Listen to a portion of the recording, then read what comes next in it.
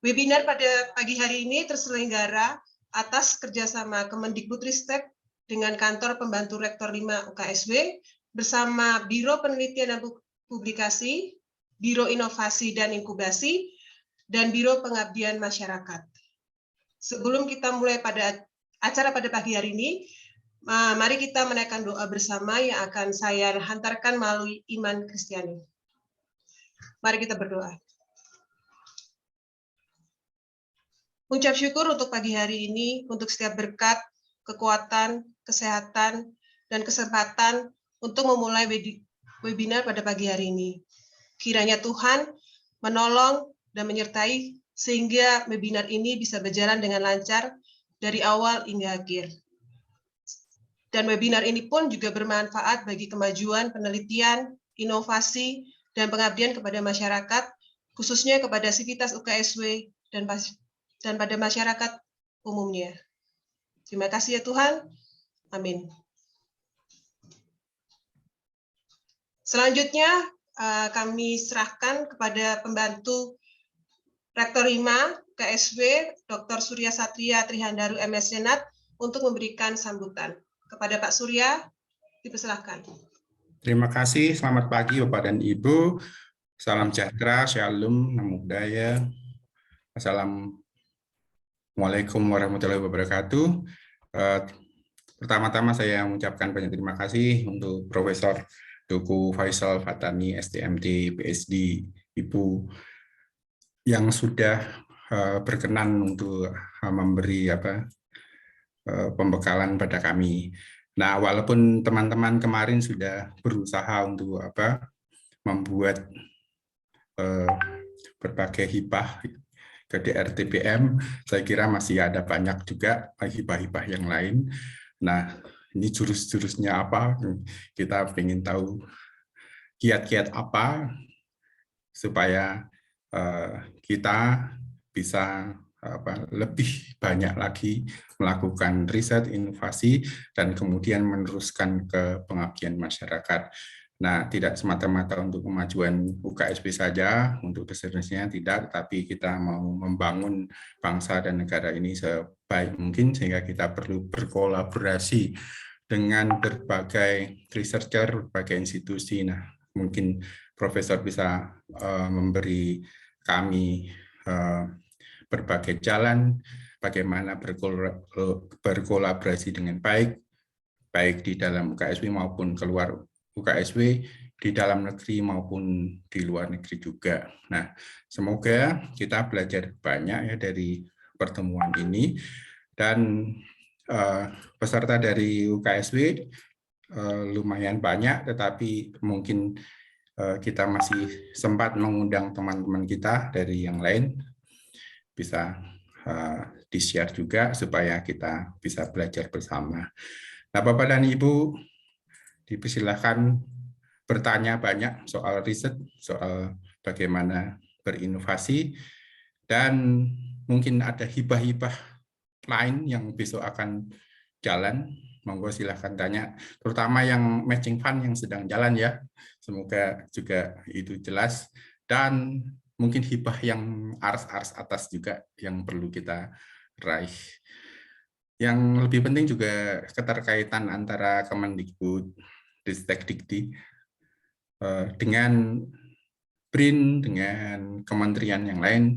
Ini mereka biasanya mempunyai hibah yang kadang-kadang tidak connected ke kementerian Kemendikbud, sehingga kita nyari sendiri misalnya ke kementerian yang lain. Nah, ini semoga ada kejelasan bagaimana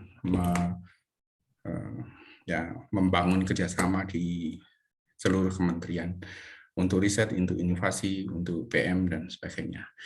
Semangat Bapak dan Ibu semua, semoga hari ini menjadi hari yang baik bagi kita semua, belajar untuk membangun negara dan bangsa kita. Terima kasih. Salam. Terima kasih Pak Surya. Selanjutnya saya serahkan kepada moderator webinar untuk pada hari ini, yaitu Bapak Dr. Kristoko Dwi Hartomo, Eskom Mkom, untuk memimpin jalannya webinar pada pagi hari ini. Waktu dan tempat kami persilahkan kepada Pak Krisoko. Ya, terima kasih Mbak Irma. Terima kasih Pak Surya. Mohon izin untuk memulai acara pada pagi hari ini. Ya, saya ucapkan kembali terima kasih untuk Prof. Teuku Faisal yang di sela kesibukannya yang luar biasa berkenan untuk hadir memberikan pencerahan pada kami. Ya, kami di sini Prof ada dosen-dosen pemula dan juga dosen-dosen yang sudah berpengalaman yang membutuhkan masukan-masukan, kemudian tips-tips dari Prof. Faisal. Ya, sebelum dimulai, Bapak Ibu, saya akan bacakan dulu riwayat singkat beliau. Beliau adalah putra Aceh ya, Prof ya. Lahirnya tahun 75, Prof ya. Jadi lebih muda dari saya ini. Demikian. Kemudian beliau sebelum menjabat sebagai Direktur RTPM, beliau adalah dosen di Teknik Sipil dan Lingkungan UGM ya. Kemudian peneliti juga, inventor juga. Jadi beliau juga banyak menghasilkan paten-paten. Jadi nanti monggo Bapak Ibu jika ada pertanyaan terkait dengan penelitian dari CV singkat. Ini sudah mencerminkan bahwa kompetensi beliau sangat luar biasa. Beliau S1 S2-nya di UGM, kemudian S3-nya di Tokyo University. Kemudian beliau juga luar biasa, postdoktoralnya ada di 2 kampus, yaitu Ehime University juga di Jepang, dan juga The University of Iowa, USA. Jadi luar biasa. Kemudian beliau selain menjabat sebagai Direktur RTPM, beliau juga sebagai Director of Center for Disaster Mitigation and Technological Innovation di UGM. Jadi beliau banyak sekali menjabat sebagai direktur ya, baik itu nasional ataupun internasional dalam bidang kebencanaan ya, Prof ya. Mungkin kalau salah saya mohon dikoreksi, mitigasi kebencanaan. Kemudian sebagai adjunct juga profesor di UNESCO untuk juga geoenvironmental disaster. Kemudian Vice President di International Consortium juga untuk Geodisaster juga reduction. Kemudian ada beberapa lagi jabatan di UNESCO yang kalau saya sebutkan sangat panjang, yang mencerminkan dari kompetensi dari beliau. Nah, Bapak Ibu, penting sekali kita simak sampai akhir nanti ya Bapak Ibu ya. Kenapa? Karena saya garis bawahi bahwa ada perubahan secara struktural ya di DRPM dulu, sekarang DRTPM, ada tambahan teknologi. Jadi kita akan mendengarkan mungkin ada hal baru apa yang ada di kelembagaan. Kemudian yang kedua pastinya tadi Pak Surya sampaikan, ada peluang hibah. Selain kemarin yang kita sudah kita meningkat Prof, jadi ada 2 kali lipat juga untuk yang input di Simtitapmas. Kebetulan UKSW sudah mandiri klasternya. Kemudian kemarin dosen-dosen kami mensubmit yang kompetitif dan desentralisasi, ada kenaikan juga, seperti kenaikan secara nasional ya Prof. Kemarin kami sudah ketemu di Forkom Jateng ya, Prof. Faisal juga yang menjadi narasumber. Kemudian selain itu peluang-peluang hibah apa selain skim kompetitif dan desentralisasi. Nanti Bapak Ibu bisa mendengarkan bahwa ternyata masih banyak skim juga, termasuk tadi matching fund ya, yang disampaikan Pak Surya. Kemudian tentunya kami perlu mendapat masukan Prof terkait dengan tipsnya, supaya gimana meningkatkan grade penelitian kami secara output outcome, juga kemungkinan untuk lolos hibah seperti apa. Nah, tanpa berpanjang lebar, monggo Prof, waktu sepenuhnya kami serahkan ke Profesor Teuku Faisal. Monggo silakan. Baik, terima kasih Bapak Ibu sekalian. Selamat pagi, salam sehat bagi kita semua. Yang saya hormati Bapak Wakil Rektor 5, bidang penelitian pengabdian masyarakat, Bapak Dr. Surya Satria. Juga yang saya hormati Bapak Ibu pimpinan di LPPM, dan juga pimpinan dari UKSW, serta para dosen sekalian. Sebenarnya saya mendapat banyak undangan ya Pak Kristoko ke berbagai kampus, tapi tidak semua saya hadiri. Memang beberapa ada yang kasubdit kami yang hadir. Tapi kalau UKSW ini sebenarnya saya ingin datang langsung ke kampus Bapak ini, Pak. Karena Wah, ya Pak. ada Kami sejarah. tunggu, Bro. Tapi kalau tidak pandemi mungkin saya ingin datang langsung ke Salatiga ya. Ada sejarahnya ya. Mungkin kalau Bapak yang senior ya itu sudah paham. Tapi kalau yang saya dengar tadi banyak dosen muda juga yang hadir.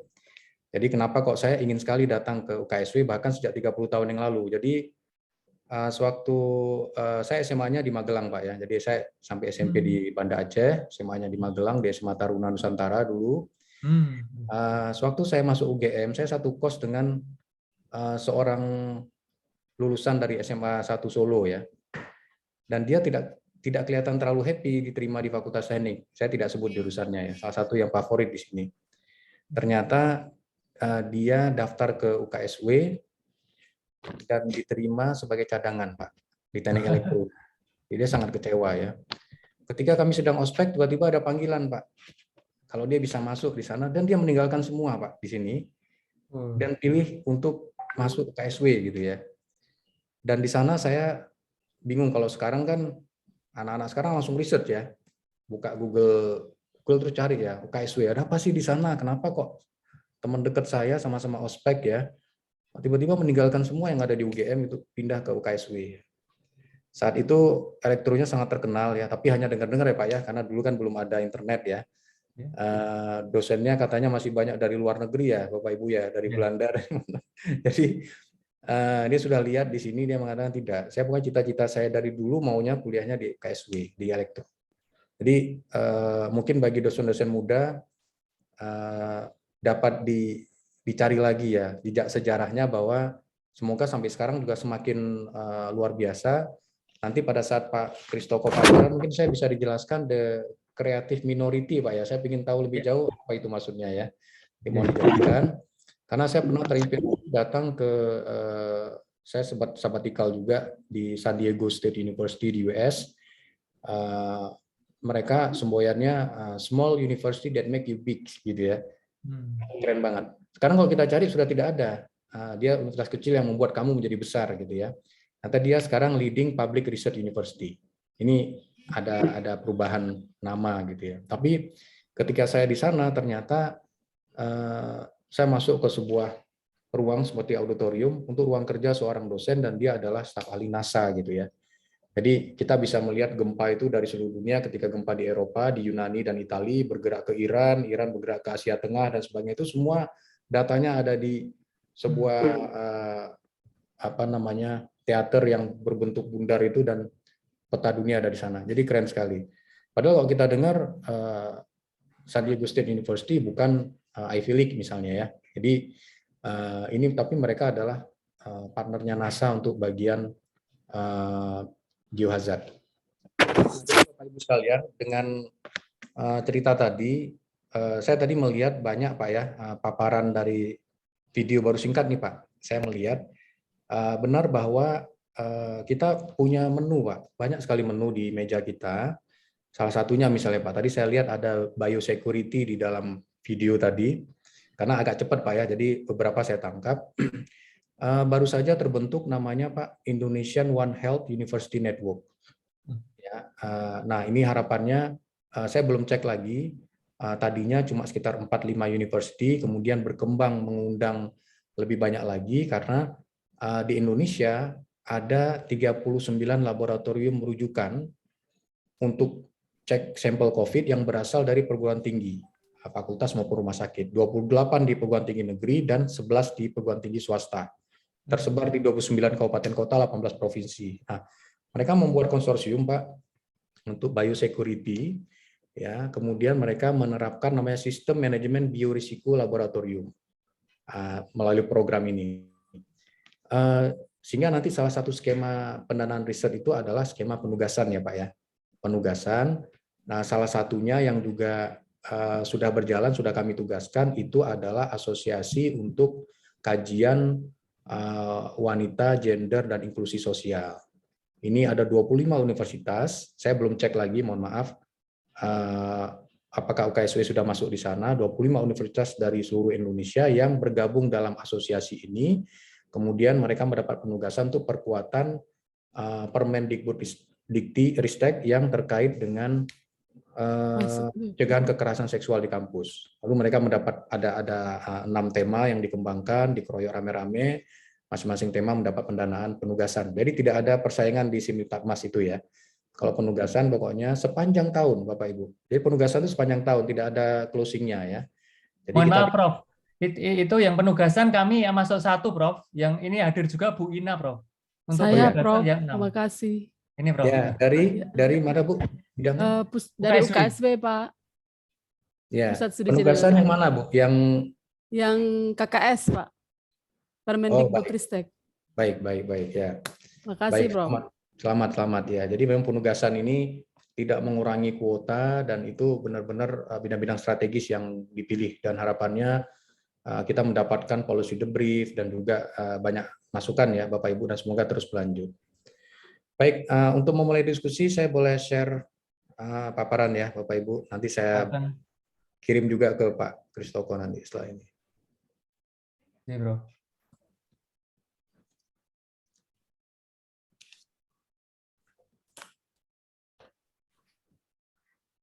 Sudah terlihat Bapak Ibu? Ampun, Bro. Ya, baik. Jadi sesuai tema hari ini saya ingin menjelaskan mungkin diskusi lah ya, diskusi bersama-sama kita saling tukar pikiran terkait prospek hibah penelitian, inovasi dan pengabdian masyarakat dalam mewujudkan research university. Mendengar tadi sambutan singkat dari Bapak Wakil Rektor 5, saya jadi punya ide untuk mengembangkan sebuah sistem. Nanti saya jelaskan di akhir ya terkait dengan paparan dari Pak Wakil Rektor 5. Kebetulan kita alokasikan dana yang cukup untuk mengembangkan sistem-sistem baru dan juga mengintegrasikan sistem yang telah ada. Mungkin salah satunya kita coba kembangkan nanti. Jadi Bapak Ibu sekalian, mohon maaf bagi yang sudah hadir kemarin di LLDT 6 ya. Secara singkat, ini adalah tantangan nasional yang kita hadapi. Ada masalah demokratisasi, transformasi sosial. Tadi keren sekali saya lihat kegiatan dari UKSW di berbagai pelosok tanah air ya. Tidak hanya bagian sainteksnya, tapi juga sosio-humaniora, budaya, dan sebagainya. Ada kesenjangan, kemiskinan, dan pemenuhan kesehatan, serta capaian pendidikan. Ini tidak bisa diselesaikan oleh satu bidang ilmu saja, semua harus turun untuk bertanggung jawab. Kemudian kebutuhan dasar juga masih belum sepenuhnya terpenuhi. Begitu harga kedelai naik, ya menjerit seluruh bangsa kita ya, dan sebagainya. Jadi ketergantungan impor juga masih sangat banyak, dan data menyebutkan bahwa kita lebih banyak mengekspor bahan baku, kemudian kita membeli bahan jadi, sehingga neraca ekspor impor kita itu tidak pernah seimbang ya, kebanyakan kita impornya jadinya. Nah, yang paling menyedihkan adalah indeks Human Development Index kita itu masih di bawah rata-rata global, peringkat 107 dari 189 negara, dan kita sebagai perguruan tinggi akademia ini bertugas untuk menjadi mata air bagi pembangunan bangsa. Tidak hanya tugas utama kita melahirkan future leader dari berbagai bidang, tapi juga untuk menjadi mata air untuk menjawab permasalahan-permasalahan tadi. Kita punya tugas perguruan tinggi itu ada 3. Saya sering sekali mengatakan begini, saya ada misalnya saya berdiskusi ya dengan senior, saya dosen yang baik, saya mengajar, bahan ajar selalu update dan sebagainya. Tidak cukup saya bilang. Karena Tridharma itu bukan 3, tapi 1 ya. Tridharma itu 1. Dosen yang baik itu adalah bagaimana dia bisa membuat sebuah peta jalan riset yang solid, kolaboratif, inovatif, ya, konstekstual, mengikuti perkembangan zaman, yang di dalam prosesnya itu melibatkan pendidikan pembelajaran yang nantinya didorong sebesar-besarnya bagi kepentingan masyarakat banyak. Itulah sebenarnya Tridharma yang utuh gitu ya. Sehingga kalau istilahnya, maaf saya ngomong sedikit pendidikan, dari Menteri Pendidikan Nasional pertama kita ya, Ki Hajar Dewantara. Beliau mengatakan, namanya mengajar pembelajar dewasa ini kuncinya itu panggulo wentah ya. Ini orang Jawa pasti lebih tahu, apalagi saya orang Aceh Pak ya. Cuma istri saya orang Solo Pak, jadi karena sering dimarahin sama mertua pakai bahasa Jawa, jadi tahu-tahu dikit lah ya. Panggulo wentah, jadi pendidikan itu adalah proses pengolahan karakter yang melibatkan, kalau istilah sekarang tuh evidence base yang kuat gitu Pak. Sehingga mahasiswa itu semangat melihat ada gula-gula yang indah di sana dan dia semangat untuk belajar. apa evidence base itu? Yaitu dengan research yang didorong ke pelaksanaan di masyarakat. Sehingga mahasiswa kita tertarik, jadi dia akan belajar lebih senang lagi ya, lebih bergairah lagi kepada para dosennya. Saya tidak bisa membayangkan di zaman sekarang ada dosen mungkin yang memakai bahan kuliah sejak 20 tahun, 30 tahun yang lalu itu gitu ya. Padahal mahasiswa sekarang kan haus akan informasi, yaitu tadi evidence based dengan diperkuat riset dan pengabdian pada masyarakat. Jadi ada 3 pilar yang nanti menjadi satu, menjadi namanya universitas, dari mulai penelitian ya yang menghasilkan invensi, inovasi, saintek, seni budaya, kemudian nanti di kedai reka dan lain-lain dibangun di pengabdian pada masyarakatnya, ada reka cipta, seni budaya yang hadir, dan tujuan akhirnya kita adalah membentuk future leader, human capital berjiwa entrepreneur ya. Jadi ini kira-kira tugas dari peran penting pendidikan tinggi sebagai motor untuk pembangunan berkelanjutan, menyiapkan kreatif kompetitif human capital dan tulang punggung bagi inovasi. Ini sebenarnya bukan basa-basi Bapak Ibu ya. Ketika kita ibaratnya akad ya, mengucapkan sumpah PNS pada saat kita PNS ya, untuk menjadi seorang dosen atau kita diangkat menjadi dosen kan ada akadnya, ada SK-nya gitu ya. Itu bermakna besar bahwa kita menceburkan diri kita pada 3 hal ini gitu, yang kemudian kita bangun jadi satu dan itulah tugas kita sampai pensiun nanti. Jadi kebetulan saya PLT Pak di Diktiristek sehingga saya masih merangkap jabatan dengan UGM. Sekarang saya posisinya di UGM. Hari Jumat ini sebenarnya sayang sekali kalau diundang hadir luring, saya datang beneran Pak ke KSW ini Pak. Udah penasarannya udah 30 tahun yang lalu Pak, tahun 93 ketika saya diterima S1 di Teknik Sipil UGM. Nah, itu ketika teman saya ada yang meninggalkan satu kursi di UGM untuk KSW ini, saya masih penasaran sampai sekarang ya. Ya. Jadi intinya perguruan tinggi adalah menyiapkan SDM unggul dan utuh. Nanti kita bahas karena Bapak Presiden menyampaikan tidak hanya unggul dari segi hard skill, soft skill, tapi juga utuh, berkepribadian, berjiwa merdeka, mandiri, kemudian penuh inisiatif dan juga daya saing. Kebetulan salah satu, jadi kalau ditanya ya Pak ya, ada tanya, apa kira-kira penghargaan yang paling saya banggakan gitu ya bagi orang Indonesia? Saya akan mengatakan ikon prestasi Pancasila. Saya pernah mendapatkan itu Bapak Ibu ya, ikon prestasi Pancasila. Sampai saya ditanya, terus apa urusannya Pak Faisal mendapatkan menjadi ikon? Waktu itu tahun 2019 bersama Mas Menteri ya, saya dapat dari Ibu Megawati, Ketua PPIP di Solo, di Colomadu waktu itu. Jadi saya katakan begini, Pancasila itu tidak bisa kita nilai hanya bela negara, ya, hanya ikrar, ya, jiwa patriot segala macam, tidak. Kedaulatan teknologi kita itu juga bagian dari penegakan Pancasila itu sendiri. Sehingga saya sering juga diundang berorasi terkait dengan penegakan kedaulatan teknologi nasional untuk menjadi pelajar Pancasila yang utuh gitu ya. Nah, ini walaupun saya orang teknik tapi ya saya memandang Pancasila, katanya Pak Yusuf Kalla, Pancasila itu tidak usah dinilai terlalu dalam. Mungkin beberapa orang seperti saya tidak nyanda gitu mengetahui nilai-nilai yang sangat dasar di sana, tapi laksanakan saja gitu ya sebisa kita. Jadi Bapak Ibu, maaf, jadi kepada dosen-dosen senior mohon maaf nih, ini diskusi ya Bapak Ibu ya, apa yang saya alami. Nah sekarang kita lihat potretnya. Kalau saya melihat potret ini lebih kepada potensi. Ada 4.500 perguruan tinggi di Indonesia, di Tiongkok hanya separuhnya. Kemudian dosennya lebih dari 300.000 dan mahasiswa sekarang mendekati 9 juta Bapak Ibu ya. Ada banyak sekali mahasiswa dan sehingga melihat potensi demikian besar, sayang sekali kalau tidak diberdayakan dan semata-mata hanya meluluskan lulusan demi lulusan saja tiap tahunnya tanpa ada inovasi yang berkolaborasi dan juga perkembangan ilmu pengetahuan teknologi yang signifikan di tiap universitas. Nah, kemudian dampak dari revolusi industri 4.0 kita melihat ada 23 juta pekerjaan akan digantikan otomasi 2030. Kemudian ada peluang kerja baru di mana 10 juta belum pernah kita kenal, sehingga kita harus menyiapkan skill kompetensi baru yang adaptif, agile learner, kemudian self-directed entrepreneur, complex problem solver dan sebagainya. Kalau di industri revolusi industri 1.0 mungkin ditemukannya mekanik ya, lebih mekanik, mungkin mesin uap dan sebagainya. Yang kedua itu lebih ke elektronik ya, dari bidang ditemukannya listrik, ya, dan sebagainya. Lalu yang ketiga ditemukannya komputer, hingga keempat ditemukannya bahwa komputer itu ternyata tidak hanya buat mengetik, gitu, tapi juga bisa untuk mengolah berbagai data dalam bentuk big data, kemudian machine learning, artificial intelligence, dan sebagainya. Nah, sehingga ini ada yang real ada di hadapan kita semua. Maaf, mungkin beberapa Bapak Ibu tidak merasa ada mata rantai yang putus, ya, sudah tersambung. Seperti tadi disebutkan oleh Pak Kristoko, ya, saya memang sudah ada paten, 5 paten, kemudian sudah berkembang 50 produk, TKDN-nya mendekati 90%, dan sudah dipasang di 33 provinsi, 130 kabupaten kota, dan di 8 negara, Pak. Jadi kalau saya boleh mengatakan gini, jadi pernah saya diundang, ya, untuk berdiskusi dengan reviewer, gitu, ya. Waktu itu untuk seleksi salah satu penghargaan Adi Brata, itu academic leader di tahun 2017 waktu itu. Terus saya mengatakan TKT itu tidak cukup hanya 9. Kan TKT itu kan tingkat kesiapterapan teknologi, ya, 9.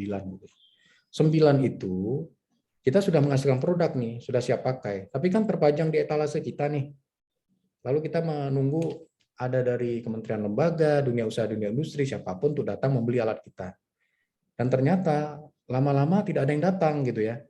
Sementara ada teknologi inovasi baru yang menggantikan apa yang sudah kita temukan. Itulah kita disebut dengan Valley of Death, ya. Jadi yang ditakutkan inventor, peneliti handal itu adalah begitu dia menghasilkan sebuah inovasi, tapi tidak terdorong ke pasar, sehingga dia akan tergilas dengan inovasi berikutnya, mengajukan hibah lagi untuk inovasi lain, gitu, ya. Tapi inovasi yang sebelumnya sudah didaftarkan paten, sudah segala macam, itu tidak dihilirkan.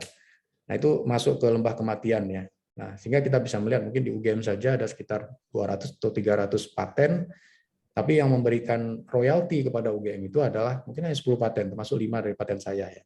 Jadi sampai 2-3 miliar gitu kita support ke sana. Itu royaltinya saja, karena kita PNS, saya PNS, jadi ada SK Rektor 2008 menyebutkan bahwa 40% royalti itu masuk ke UGM, 20% ke fakultasnya, unit kerja, dan 40% ke inventor. Ya. Dan itu bisa lebih besar dari gaji PNS saya, ya. Royaltinya saja. Nah, jadi itu dihilirisasi, sehingga saya katakan TKT itu tidak cukup 9. TKT 10 itu adalah kita menyusun SNI, Standar Nasional Indonesia, tentunya menyusun standar itu tidak cukup hanya setahun, bisa 2 tahun, ya. Kita mengundang banyak stakeholders, kemudian kita uji publik juga, hingga lahirlah SNI. Sehingga nanti dari riset kita yang panjang ini, maka seluruh Indonesia untuk melaksanakan itu harus mengacu pada pedoman itu, SNI itu. Kalau di kontrak ditulis, ya, ada pengadaan atau harus teknologinya harus sesuai dengan SNI, ya, gitu, ya. 8235 2017 itu SNI, sistem peringatan dini gerakan tanah. Padahal sekarang saya memimpin SNI itu sudah ada 4 atau 5 SNI keluar, Bapak Ibu. Jadi segala sesuatu terkait dengan multi hazard early warning system itu di Indonesia, SNI-nya itu mengacu pada SNI yang saya menjadi ketuanya berdasarkan hasil riset panjang. Jadi kalau dilihat di SNI itu ada referensi, yaitu publikasi ilmiah yang saya punya. Tidak cukup hanya TKT 10, Bapak Ibu. TKT itu harus 11. TKT 11 itu adalah semua yang kita punya ini didorong ke ISO, ke internasional. Itu 36 bulan prosesnya, 72 negara yang akan datang di sana. Dan saya ditanya waktu saya memimpin, ya, saya ngajukan ISO sistem peringatan dini multi bencana. Kemudian ada turunan-turunannya, ada 5. Ada bencana gempa bumi, ada bencana longsor, gunung api, banjir, tsunami, gitu, ya. Apa yang membuat kamu layak duduk di depan, gitu, ya. Padahal di depannya ada profesor-profesor dari mana-mana. Lalu dia melihat publikasi kita terkait hal itu. Tadi disebut saya juga menjadi aktif di kegiatan organisasi internasional di bawah UNESCO, ada sebagai Vice President International Consortium on Landslide, Vice President International Consortium on Geodisaster, sehingga setahun 2 kali saya harus ke UNESCO Headquarter di Paris untuk berdiskusi kebijakan global. Itu menjadi dasar, oh, saya eligible karena saya mewakili 2 organisasi ini untuk kemudian mengajukan ISO. ISO-nya sudah keluar, Bapak Ibu, 2018 yang pertama, 2020 yang kedua, dan sekarang saya membuat 2 ISO lagi. Jadi sekarang di seluruh dunia, kalau ingin mengembangkan sistem peringatan dini multi bencana, maka harus ikut Indonesia. Bukan UGM nih. Saya ketua tim memang, ada BNPB di sana, ada BSN, ada ITB, ada ILIPI, BPPT, gitu, itu semua terlibat aktif. Nah ini saya ingin menggambarkan bahwa kita harus bergerak. Kalau kita mendaftarkan paten itu semata-mata komersil paten itu. Jadi jangan cuma untuk kenaikan pangkat gitu ya. Jadi ini tantangan bagi kita semua. Nanti kita lanjutkan di diskusi. Maaf ini jadi kepanjangan ya. Mohon maaf Pak Kristoko nih Pak. karena bentar. Ya, karena tadi disebutkan saya seorang peneliti, iya Pak. Jadi saya seperti Pak Kristoko juga Pak, pemain dan Bapak Ibu di depan ini ya. Pemain sepak bola saya Pak, seperti Cristiano Ronaldo, tapi kemudian ditarik untuk ikut mengurus PSSI, gitulah Pak kira-kira ya. Tapi aslinya saya pemain juga seperti Bapak Ibu sekalian. Nah, jadi ini ada sebuah mata rantai yang juga ingin kita sambungkan antara penelitian dan pendidikan di dunia kampus dengan dunia kerja. Ini kita coba.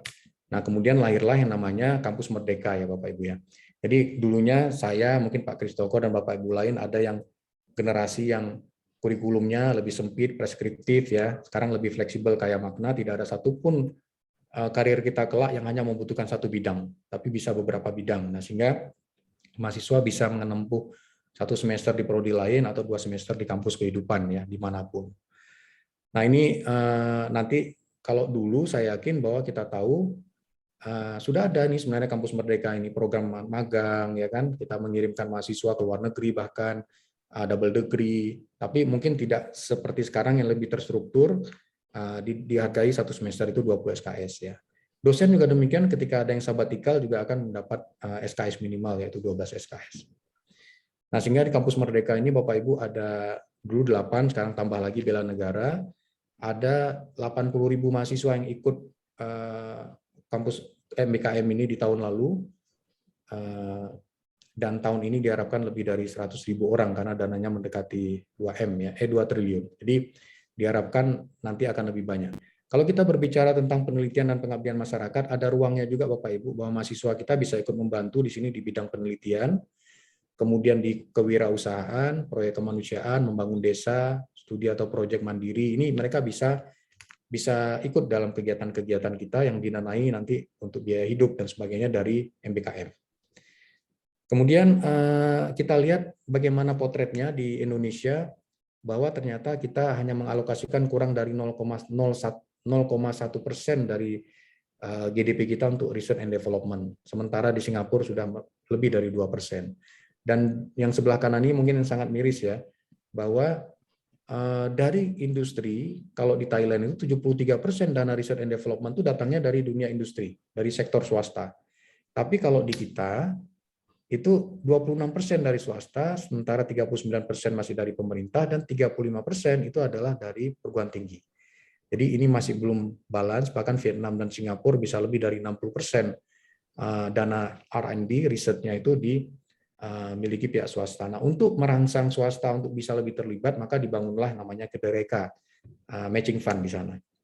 Jadi saya akan bahas. Nah, tidak hanya hal yang miris saja yang saya akan paparkan, tapi juga ternyata dengan berbagai keterbatasan, pendanaan dan sebagainya, ternyata publikasi kita di kalangan ASEAN juga meningkat tajam ya. Yang di sebelah kanan ini di Indonesia meningkat tajam sejak tahun 2014 hingga sekarang. Itu sangat cepat peningkatannya, dan peringkat publikasi kita juga naik dari posisi ke-54 2013 menjadi posisi ke-21 sekarang. Jadi ada peningkatan yang signifikan dari publikasi-publikasi internasional kita. Nah, kemudian ketika kita menyiapkan tema riset, itu memang fokus pada prioritas riset nasional. Ini ada di sini, kita lihat ada pangan, energi, kesehatan, dan seterusnya. Kemudian dari sana kita coba meningkatkan sinergi kegiatannya, produktivitasnya, dan juga optimalisasi sumber daya ipteknya di sana. Ini tetap acuannya di prioritas riset nasional.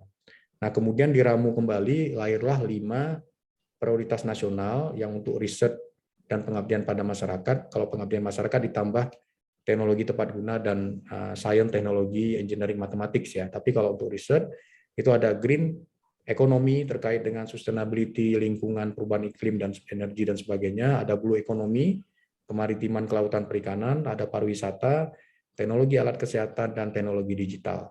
Nah, ini kalau nanti kita punya riset yang terkait erat dengan 5 bidang ini, maka akan mendapat prioritas untuk pendanaannya. Salah satunya mungkin Pak Kristoko dan kawan-kawan, tahun lalu itu memang ada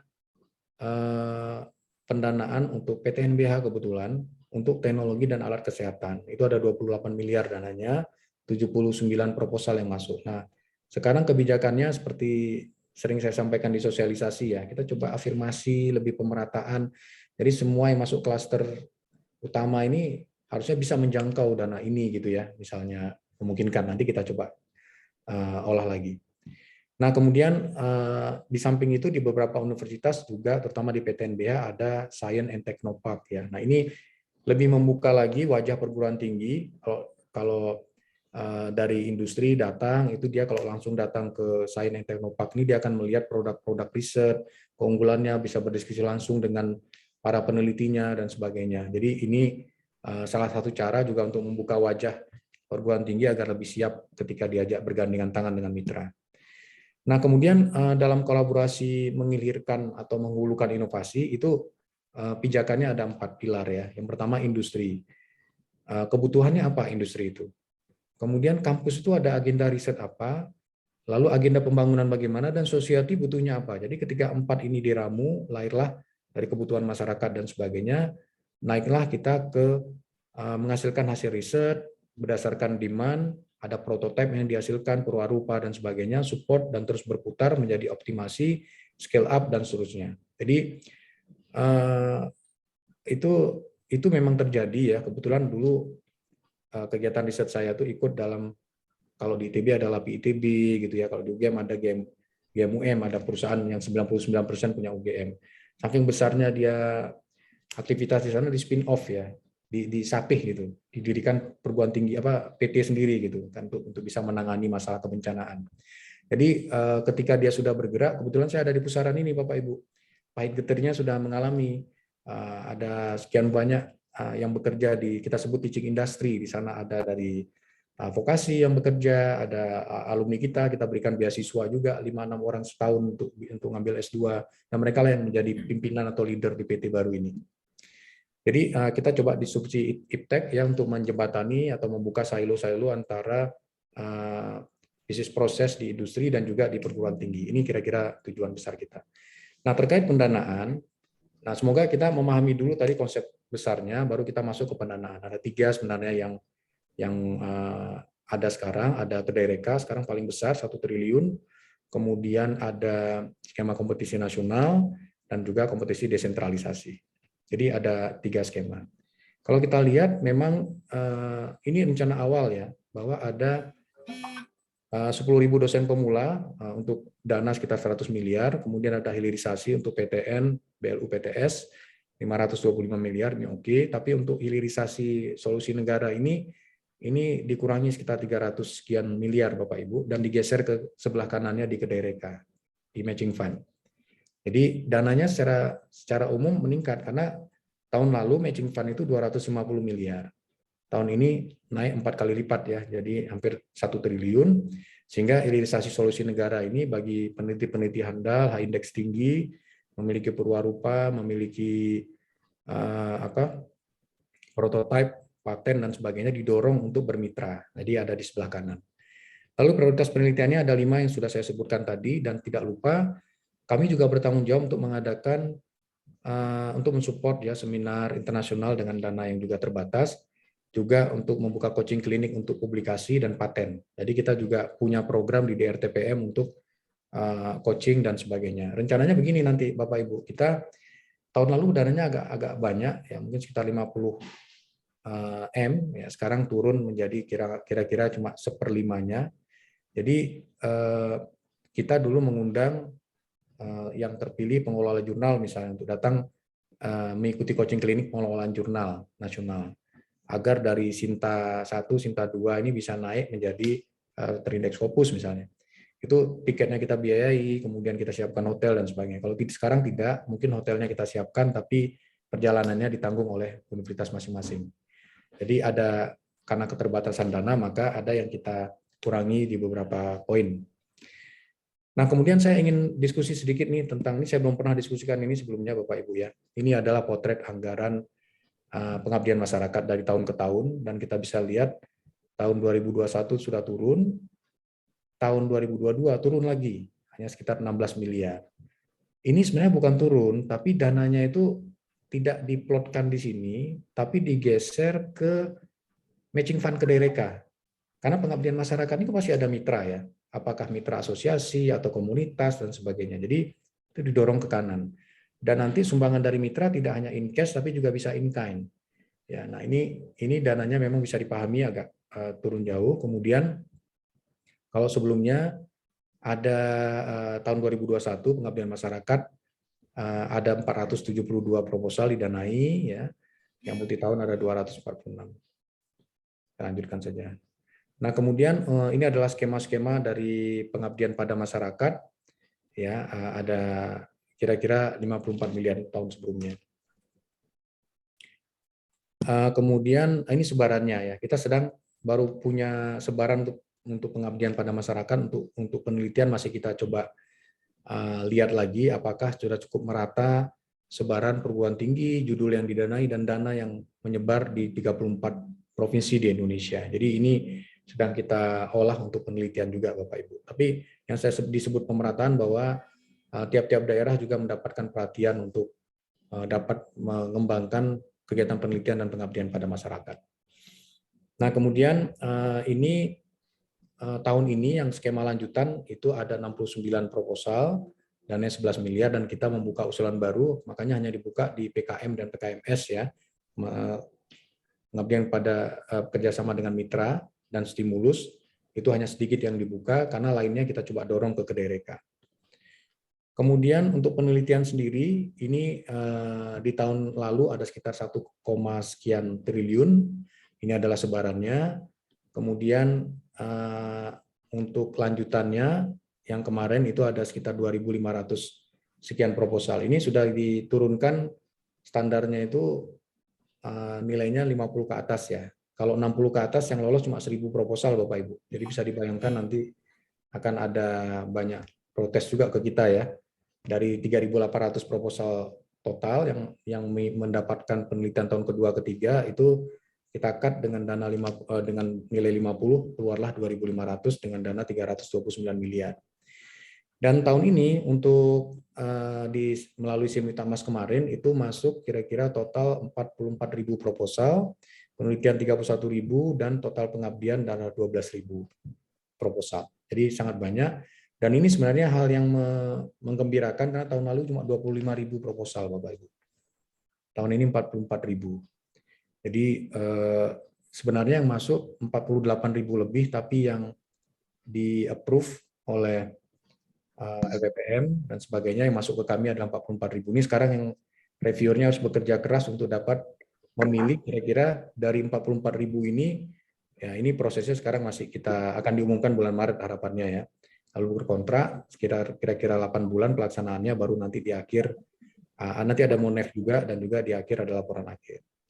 Jadi kira-kira untuk dana proposal baru lebih besar sedikit, 53%-nya, dana lanjutannya 46%. Jadi masih ada dana 384 miliar yang sedang kita proses, dan perkiraannya dari 44.000 itu hanya 3.000 proposal yang kita danai nanti. Jadi bisa dibayangkan 1 banding berapa ya itu rasionya, 1 banding 13 atau 14 ya. Jadi sangat ketat. Kemudian saya jelaskan sedikit tentang Kedereka ya Bapak Ibu, karena bagaimanapun terkait juga erat dengan kegiatan penelitian pengabdian pada masyarakat. Jadi kita punya insan akademik yang menghasilkan kreasi reka dari hasil penelitian-penelitiannya, kemudian punya mitra dunia usaha, dunia industri yang punya peluang cipta, nah kemudian disatukan dalam biro jodoh namanya Kedereka. Nah ini tahun lalu ada datanya ya. Tahun lalu itu 250 miliar Bapak Ibu, sebulan itu sudah habis ya. Ada 18.000 insan akademik yang terlibat, profilingnya ada di Kedereka, 1.000 lebih universitas yang berpartisipasi. Ini sangat baik ya, karena seperlima dari seluruh universitas yang kita punya. Mitra usahanya ada sekitar hampir 2.000, kemudian judul kreasi rekanya 1.900 dan seterusnya. Jadi program ini ada perlengkapan yang bisa dipakai kan, Pak? Jaga-jaga nanti enggak. Cukup baterainya saya. Ya, sebentar, Prof, ada noise ini. Admin, mohon di. Nah, jadi berbeda dengan competitive fund yang tadi saya jelaskan melalui Simitamas itu ya, karena itu sangat kompetitif. Kalau matching fund ini agak sedikit tidak sesulit yang competitive fund itu, karena dia lebih mengedepankan adanya terbukanya silo-silo tadi dengan dunia usaha, dunia industri, ada mahasiswa yang terlibat. Ini yang sangat penting ya. Jadi ketika mungkin tidak seluruhnya 100% dapat menjawab permasalahan bangsa yang dapat sustain, tapi paling tidak 60%, 70% bisa sustain, kerjasama berjalan terus, itu sudah bagus. Sementara ada mahasiswa-mahasiswa yang terus belajar S1, S2, S3 di sana. Jadi ini yang sangat besar manfaatnya dari matching fund ini. Tahun lalu, Bapak Ibu, nanti bisa dicocokkan dengan apa yang dimiliki oleh UKSW. Paling banyak itu adalah terkait material lanjut dan manufaktur, informasi dan teknologi, apalagi ada Fakultas Teknik Elektronika dan Informasi di UKSW yang sangat dikenal, bisa masuk di sana, ada juga kebencanaan, energi, sumber daya, dan sebagainya. Ini kira-kira potret Kedereka di tahun lalu ya.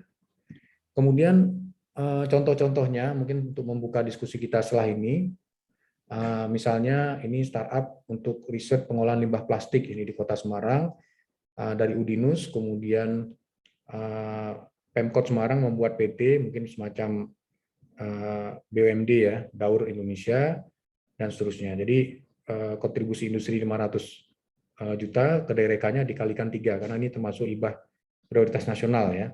Kemudian pesantren mandiri dan santri sejahtera, ini konsep ini yang dikembangkan di Lambung Mangkurat, ada Adaru Energi, mitranya juga, dan ini mendapat pendanaan 1,5 miliar. Kemudian Wisatapreneur, Universitas Negeri 11 Maret, lokasinya di Toba, Sumatera Utara, itu kontribusi industrinya hampir 3 miliar, dari Kedereka 1,1 miliar. Saya melihat dari video tadi banyak sekali potensi-potensi dari KSW yang dapat didorong ke arah ini ya. Jadi mitranya tidak hanya dari swasta, tapi juga bisa dari pemerintah ya. Karena tahun lalu yang paling banyak dananya adalah dari Badan Restorasi Gambut dan Mangrove ya, Kementerian Kehutanan, itu dia memberikan in cash 5 miliar. Dan juga in-kind-nya juga lebih dari itu. Nah, ini contohnya kerjasama di daerah ya. Kemudian pengamatan bumi untuk ketahanan iklim dari Universitas Hasanuddin dengan Siro Australia, itu mendapatkan, mereka sudah mendapatkan dana 9,6 miliar dari mitra, dari Kedereka sekitar 1,1. Kemudian terkait agriculture, ini ada dari Politeknik Negeri Lampung. Nah, ini juga pengembangan benih. Ini saya kira banyak sekali peluangnya. Ini turbin angin mikro di Politeknik Elektronika Negeri Surabaya, dan sebagainya. Untuk tahun 2022, nah ini mungkin saya jelaskan garis besar yang sangat penting Bapak Ibu, bahwa kalau untuk riset dan pengabdian pada masyarakat ada 5 tema yang di bawah ini yang tadi saya sudah jelaskan ya, ekonomi hijau, biru, digital, kemandirian kesehatan dan pariwisata. Tapi untuk Kedereka itu 5++. 5 ini tematik plus umum dan plus infrastruktur, tapi non bangunan dan jalan. Jadi sangat luas kemungkinannya di Kedereka yang terkait dengan bahkan umum pun juga bisa didanai ya. Tapi harus cepat ya, nanti kita bahas setelah ini. Kemudian ini kira-kira bagiannya nanti saya share bahannya untuk ekonomi hijau itu apa saja, ekonomi biru dan sebagainya. Lebih bagus lagi kalau misalnya ada pengembangan agriculture tapi melibatkan apps misalnya. Jadi ada 2 bidang yang beririsan, yaitu ekonomi hijau dan ekonomi digital. Ini akan membuat nilainya akan lebih tinggi lagi, apalagi di lokasi itu dijadikan daerah pariwisata. Jadi ada 3 bidang yang beririsan sekaligus. Nah, nanti kira-kira untuk proposal kurang dari 1 miliar itu desk evaluation dan negosiasi RAB saja. Hanya ada 2 proses, itu 7 hari bisa selesai. Tapi kalau lebih dari 1 miliar, maksimal 5 miliar, itu desk evaluation, kemudian ada interview juga, diundang untuk berdiskusi dengan para pakar, negosiasi RAB, dan kemudian kontrak. Jadi intinya ada 3 hal yang ada di sana, urgensi, usulan program, status reka ciptanya, roadmap dan desain program, serta rencana anggaran biaya. Nanti bisa dilihat di link ini, ada banyak informasi di sana, dan ini adalah contoh bagaimana Kedereka itu mulai berkembang dengan berbagai macam kolaborasi nasional, dan internasional. Jadi boleh dananya dari luar negeri selama penelitiannya ada di Indonesia gitu ya. Ini di Kedereka. Saya kira demikian, maaf kita lanjut ke diskusi saja agar tidak hanya searah acaranya. Saya kembalikan kepada Pak Kristoko. Silakan Pak. Ya, Prof. Faisal, makasih atas paparannya yang memberikan kami banyak sekali hal-hal yang belum pernah kami terima informasinya. Ya Prof, sebetulnya ada beberapa pertanyaan yang masuk melalui Google Form, tapi sebelum saya bacakan, saya akan buka dulu sesi pertama dengan 3 penanya, itu yang live ya, melalui platform Zoom yang ada. Jadi Bapak Ibu mohon raise hand yang akan bertanya. Satu sesi ini saya buka pada 3 penanya. Silakan.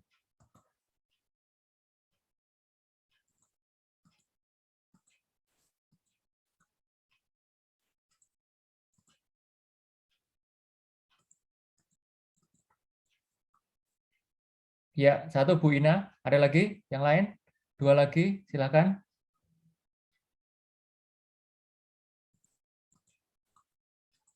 Ada lagi? Ya, sambil menunggu, Bu Ina, silakan Bu Ina sebagai penanya pertama. Oke, terima kasih. Selamat pagi buat Prof. Faisal dan semuanya dalam ruang ini. Pertanyaan saya sebenarnya singkat dan mungkin lebih teknis terkait dengan matching fund Kedereka.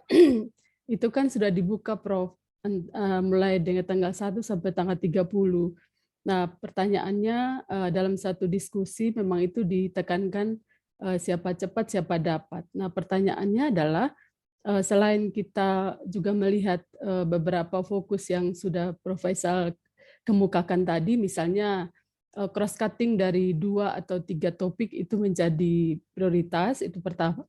Yang mungkin yang kedua, itu sistem review-nya itu apakah ditunggu sampai tanggal 30 baru direview atau setiap masuk langsung direview. Tadi Prof. Faisal bilang kan 7 hari, mungkin 10 hari gitu. Mungkin itu Prof. Terima kasih. Ya, sambil menunggu Bapak Ibu yang lain, Prof, kebetulan kami tahun lalu menerima 2 hibah matching fund, Prof, atas nama Bu Ina, kemudian yang kedua atas nama Bu Hana Pahursid. Jadi mungkin teknikal ya pertanyaan Bu Ina, monggo direspon terlebih dahulu, Prof, silakan. Ya, terima kasih Bu. Jadi memang rencana awalnya ya itu yang masuk duluan itu yang direview. Tapi kelihatannya ada adjustment juga Bu, karena sepertinya dibuka dulu 1 periode ya untuk memberikan kesempatan yang sama untuk direview semuanya. Kemudian setelah di akhir Maret nanti dananya masih oke, dibuka lagi periode kedua gitu Bu. Jadi sepertinya nanti penilaiannya akan diakumulasi dulu. Kemudian karena sekarang juga sedang dicari pakar-pakar yang memang handal di bidangnya, dan nanti ada beberapa pakar, mungkin Bu Ina sudah pengalaman ya Bu ya, sampai di interview tidak Bu dulu? Iya Pak, untuk verifikasi. Ya, jadi sampai interview. Jadi memang kita perlu mencari dengan dana sekian banyak, pakarnya akan lebih banyak lagi Bu, jadi masih proses juga. Jadi semoga begitu. Jadi begini Pak Kristoko ya, jadi sebenarnya saya pernah diundang ke beberapa universitas ya, ada juga universitas swasta. Itu begitu acara seperti ini, dia sudah share gitu. Pak, kami ada 20 proposal nih Pak, udah jadi nih. Pakai panduan tahun lalu. Mitranya ini gitu ya. Jadi mereka sudah memilih champion-championnya Pak di bawah. Karena kan yang paling tahu internalnya di UKSW kan ada di LPPM ya Pak ya, yang tahu siapa yang sering mengajukan, siapa yang punya paten, kemudian kemitraan seperti apa, bisa kerjasama di tingkat universitas, selalu dipilih champion-champion yang akan didorong, dipaksa untuk ikut ke Kedereka. Nah itu kemarin saya diundang ke UGM itu sudah disiapkan 40 Pak proposalnya. Kalau diminta swasta di Jakarta sampai 20 tapi yang siap yang ditunjukkan ke saya ada 10 gitu Pak. Nah, 2 diantaranya sudah pernah diajukan sebelumnya. Jadi ini hal yang menarik karena kesiapannya itu kejadiannya pertengahan Februari Pak ya, belum dibuka, yang sekarang belum dibuka gitu ya. Jadi saya tertarik dengan tadi masukan dari Bapak Wakil Rektor 5 bahwa mungkin kita perlu membuat, jadi Bapak mungkin pernah mendengar ya, sistem yang ada di DRTPM itu kan ada beberapa. Ada Simultagmas itu kan untuk apa? Kita memasukkan proposal untuk kegiatan penelitian pengabdian masyarakat, kemudian evaluasinya semua ada di sana. Kemudian ada lagi apa namanya Arjuna. Arjuna ini untuk pengolahan jurnal ya, yang bisa akses ada pengelola jurnal. Semua di luar dari Kemendikbudristek juga oke gitu. Dari asosiasi, dari kementerian lembaga, jurnal-jurnal mereka akreditasinya di kita. Itu Arjuna namanya. Kemudian ada Rama, itu repositori ya untuk tugas akhir mahasiswa, tesis, disertasi. Kemudian ada Garuda. Ada Garuda, kemudian ada Anjani. Anjani ini untuk menilai apa namanya kemungkinan pelanggaran etika publikasi. Kemudian ada Sinta. Sinta itu juga banyak sebenarnya. Nah, sebenarnya dari Sinta itu saya bisa masukkan nama Pak Kristoko gitu ya. Nanti Bapak akan mendapat dana, oh matching fund ke DRK sekian, ini sekian. Harusnya bisa seperti itu karena memang ada yang kemarin tidak lolos ke penelitian tahap kedua, ke tahun kedua tidak mendapat pendanaan. Itu kan menanyakan secara resmi, karena kalau secara personal tanya itu tidak kita jawab. Tapi kalau LPPM yang bersurat, yang tanda tangan Pak Kristoko, pasti kita jawab ya. Nah, lalu ada yang tidak terima, kenapa kok dikatakan luarannya tidak tercapai gitu ya. Padahal sudah daftar paten. Nah, di sana ternyata reviewer itu sudah punya standar, Pak. Kalau dana di atas 200 juta, daftar paten tidak cukup. Harus ada publikasi yang terindeks ya jurnalnya. Dan kemudian ternyata ketika karena diminta untuk karena tidak terima kan, kita buka investigasi menyeluruh, tertulis di situ tidak sengaja. Ya, ada MF gitu ya. Dalam laporan proposal CF-nya ada MF. Nah, kita buka ternyata judulnya agak mirip gitu ya. Nah, ini mohon nanti walaupun untuk MF ini tidak melalui approval Pak Kristoko ya Pak ya. MF ini kan langsung ya Pak. Nah, ini mungkin dari universitas bisa mengkoordinir itu Pak. Jadi didorong agar tidak terjadi overlap ya, satu perjalanan kegiatan yang sama tapi diklaim untuk CF dan maupun MF. Ini nanti berbahaya. Ada satu lagi LPDP Pak. Itu nanti 3 itu akan kita sinkronkan sehingga kalau ada penelitian yang kira-kira mirip itu ini makanya pengumumannya tidak bisa 7 hari 10 hari Pak. Itu rencana awal memang begitu. Prosesnya memang secepat itu. Tapi ketika kita melihat ada, saya tidak bilang belasan, lebih dari itu gitu ternyata connect ya antara CF. Ya mungkin ada yang masukkan proposal di CF ya, kemudian di Simultagmas maksud saya, kemudian MF dan juga LPDP dan kementerian lembaga lain. Nah, ini belum terintegrasi, kadang-kadang penelitian yang sama dilakukan overlap pendanaannya. Ini yang coba kita hindari. Tapi tetap kita berpikir positif Pak bahwa ini adalah tanda dari semangat ya. Dari 25.000 menjadi 44.000 ya, walaupun tersandung-sandung mengenai Simultagmas, terima kasih kesabarannya karena pilihannya sangat sulit ya. Saya mau mengembangkan dulu yang baru siap, tapi September kontraknya gitu. Tapi kalau kita mau kontraknya Maret ya tolong bersabar sedikit Simultagmas. Kalau masih macet, lebarannya kita undur sedikit, deadline-nya kita undur 2 hari, kita undur 2 hari gitu supaya semuanya bisa no one left behind. Itu rencananya. Demikian Bu, mohon maaf kepanjangan jawabannya, semoga dapat menjawab. Tapi begini, mungkin saya tambahkan sedikit ya. Untuk nanti Bu Ina bisa menjelaskan juga pengalamannya, karena MF itu membutuhkan ada MOU dan perjanjian kerjasama. Ini kan kuncinya ya. Jadi ada akad dulu nih, baru kemudian bisa di-match-kan. Ini nanti mungkin Bu Ina bisa menyampaikan. Siap, Pak. Ya, makasih Bu Ina, Pak Prof. Faisal atas jawabannya. Kemudian saya lanjut, ini Prof terkait yang sudah kami terima dari Google Form. Ini dari Pak Iwan Setiawan, beliau kebetulan PR1 kami, juga dosen elektro nih Prof. Jadi yang tadi penasaran nanti mungkin bisa ditanyakan juga ke Pak Iwan ya. Pak Iwan terima kasih. Ini terkait matching fund ya. Ini saya ke pertanyaan ketiga dulu, apakah skema matching fund diperkenankan bermitra dengan DUDI asing? Jika diperkenankan, syarat dan caranya, registrasinya seperti apa? Sejauh yang saya tahu, DUDI belum memiliki perwakilan atau cabang di Indonesia. Monggo, langsung Prof, silakan. Ya Pak, memang untuk mendaftar sama seperti Simultagmas ya, itu harus dosen yang ber-NIDN atau NIDK ya, itu yang bisa daftar harus dosennya. Lalu untuk mitranya, itu boleh dari mana saja Pak, selama penelitiannya ada di Indonesia. Jadi nanti akan didaftarkan dulu, jadi registrasi lah istilahnya ya, bahwa misalnya seperti kami bermitra dengan GNS Science New Zealand, itu LIPI-nya di New Zealand itu mereka register dulu. Bisa Pak, dananya bisa dari mana saja, tapi memang lebih memudahkan kalau dia punya cabang di Indonesia ya. Tapi punya cabang misalnya seperti Google gitu ya, kemudian ada yang besar-besar itu dia punya cabang, lalu cabangnya yang akan melakukan PKS dengan kita. Tapi kalau dari luar negeri itu secara prinsip itu bisa dananya dari luar negeri, tapi memang terkait PKS-nya itu perjanjiannya, kontraknya biasanya lebih jelimet ya. Mungkin Bu Ina dulu dengan mitra dari dalam negeri, Bu? Dua Pak, dari luar negeri dan dalam negeri. Ya, dari luar negeri bisa register juga Bu ya ke Dereka ya? Kami pakai skema konsorsium Pak. Jadi beberapa universitas itu jadi satu, ada perwakilannya dari kami UKSW, kemudian dari DUDI kami membuat semacam LOA, kemudian ada perwakilannya adalah DUDI di Indonesia, sehingga memudahkan untuk register. Jadi dua-duanya register gitu. Ya. Terima kasih. Baik. Kalau konsorsium, Bapak Ibu, ini mendapat perhatian khusus ya, karena terus terang begini, kita melakukan evaluasi, walaupun evaluasinya belum terlalu menyeluruh, tapi memang penelitian yang lahir dari misalnya penugasan ya, ada konsorsium di sana, itu hasilnya much better ya dibanding dengan peneliti-peneliti individual gitu ya, yang mungkin melakukan apa yang sebagai peneliti, apa yang peneliti suka atau apa yang penelitinya bisa gitu kan. Karena kita memberikan penelitian penugasan ada beberapa Bapak Ibu ya, misalnya yang sampai 22,5 miliar itu membangun bis listrik merah putih, Ketua Konsorsium ITS ya. Di sana ada Undip, ada UGM, ada UNER, ISI Denpasar, kemudian UI ITB juga mengembangkan dengan dana LPDP.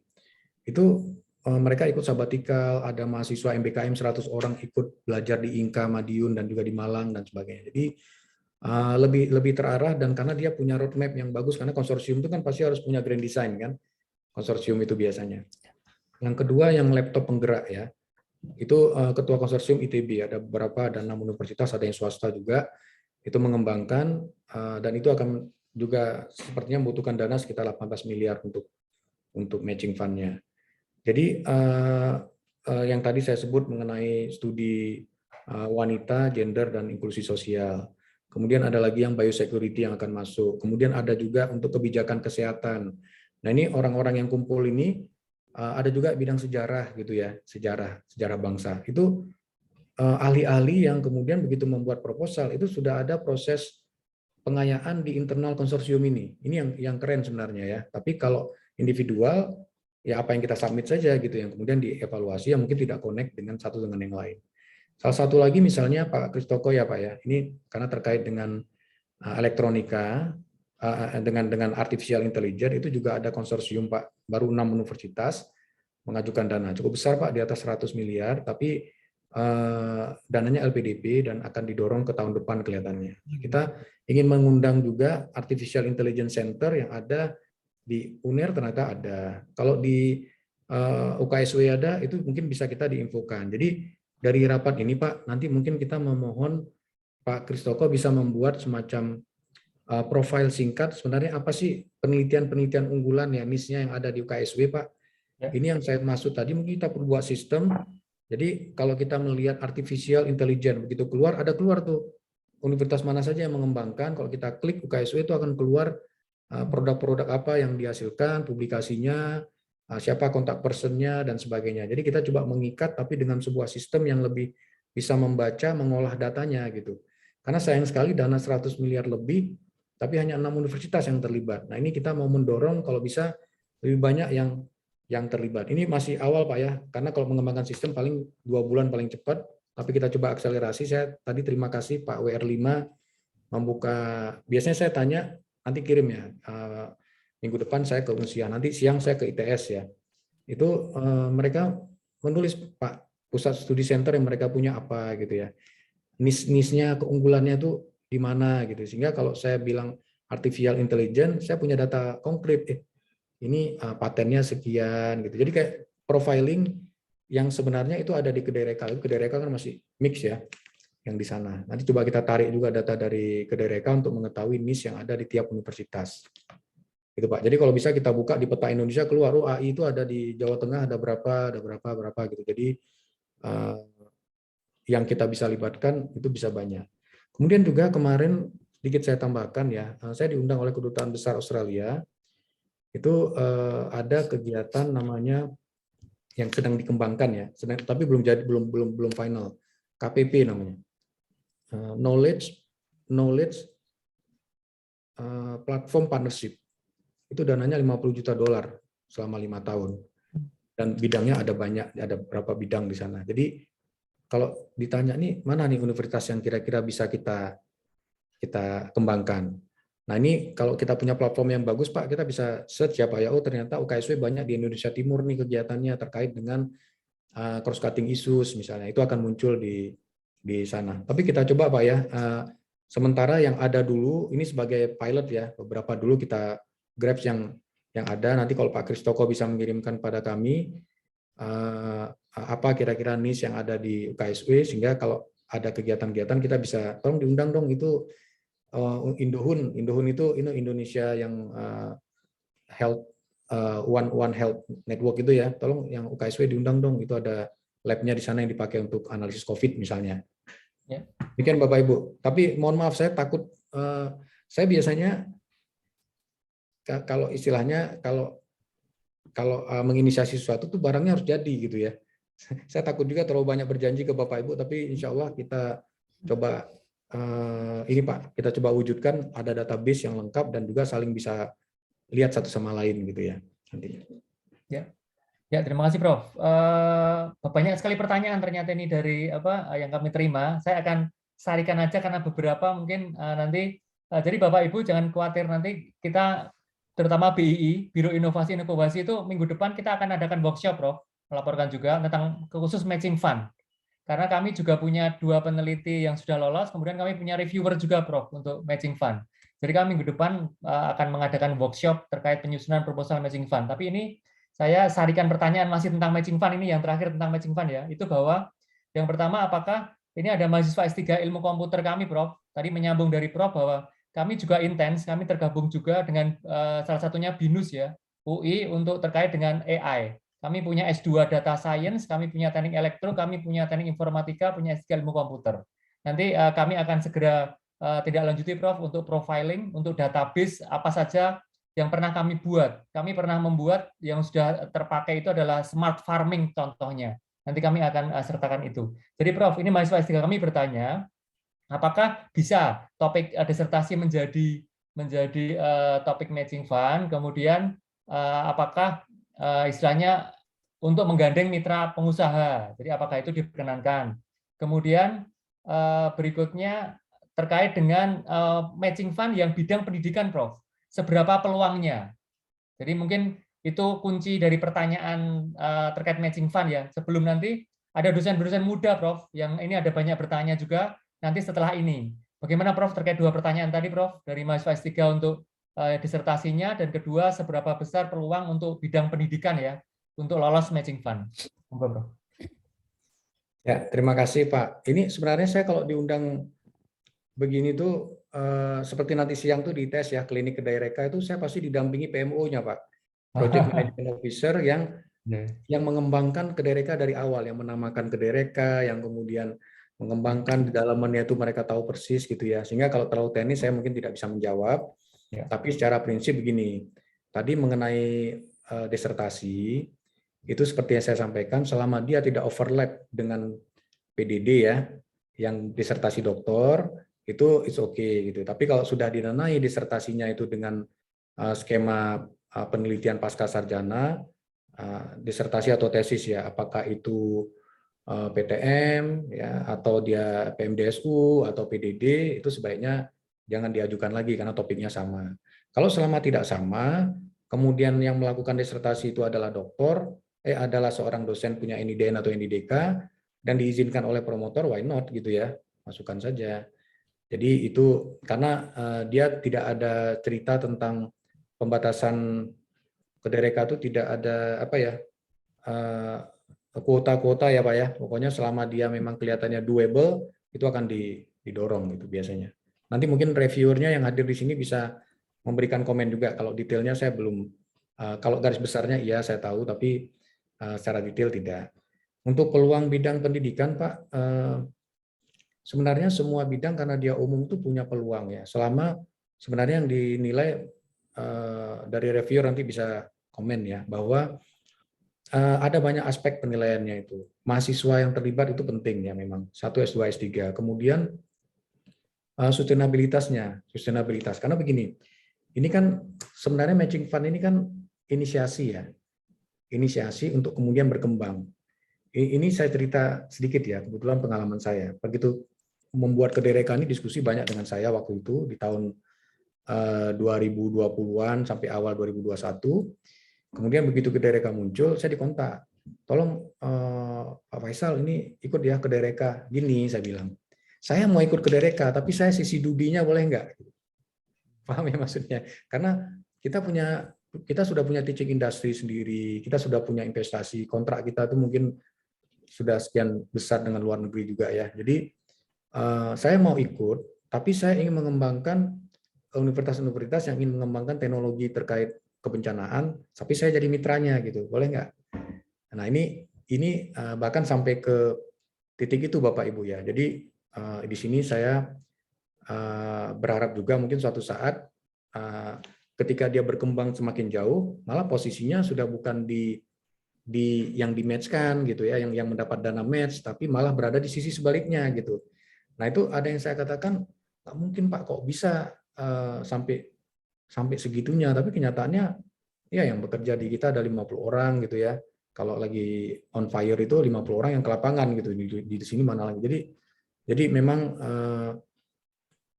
kalau dari segi pendidikan atau bidang apapun sangat terbuka karena tematiknya ada 5, umumnya itu juga ada.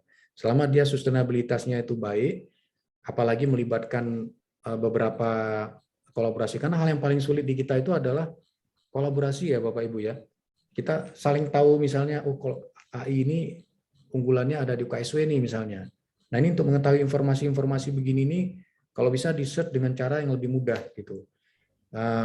Seperti kita membuat konsorsium bis listrik merah putih itu, rapatnya itu jadi jelas. Oke, untuk baterai itu pengembangannya di UNS loh ya. Kemudian untuk eksterior interior diisi Denpasar. Kemudian untuk motornya itu ada di ITS. Lalu Undip itu HEPA filternya agar nanti orang yang duduk di bis itu tidak mudah tertular virus gitu. Itu berbagi peran itu sehingga kita tidak melakukan overlap, dua-duanya gara baterai gitu ya. Satunya mana yang lebih baik gitu. Nah ini tantangan bagi kita semua nih. Pertanyaan ke Bapak Ibu sekalian, gimana nih kita bisa menyelesaikan masalah banyak sekali penelitian-penelitian overlap yang kemudian berkembangnya jadi ya karena ya saling tumpuk-tumpuk dia tidak berlari cepat gitu ya. Saya kira demikian. Maaf saya baterainya low nih, saya sambung dulu.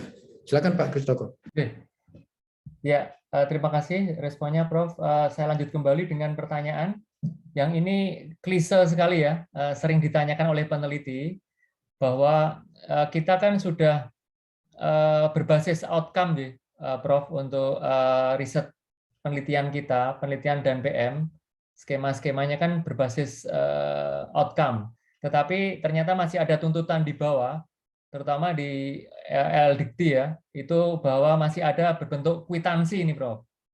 Jadi kwitansi ini yang membuat banyak peneliti yang kemudian enggan demikian. Nah itu seperti apa? Kemudian nyambung dengan itu. Kemudian sekarang sepertinya masih semuanya fokusnya pada Scopus ya, output outcome-nya.